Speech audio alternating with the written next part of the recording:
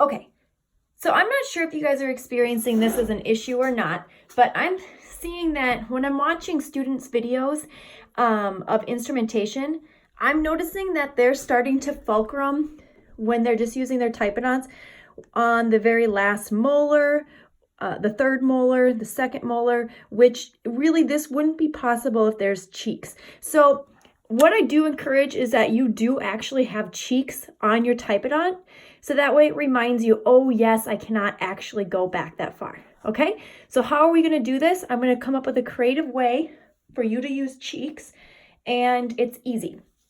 So get an old sock, okay, a sock that obviously probably doesn't have a pair, and everyone has plenty of these, and you're just going to take the sock and you're going to cut it.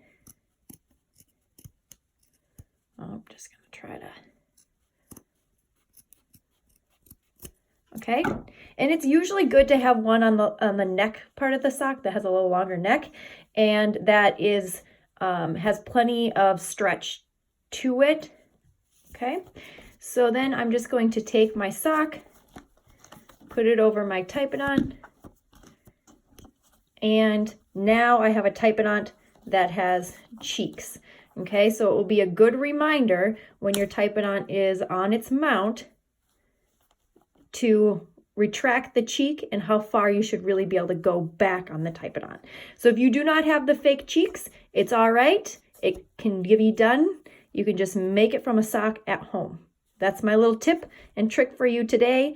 And it can still fit on the mount just fine because the sock is cut off over here. Okay, I do recommend a sock that has a little bit of stretch, but not too much, so you know how far you should be able to go back in the mouth. All right.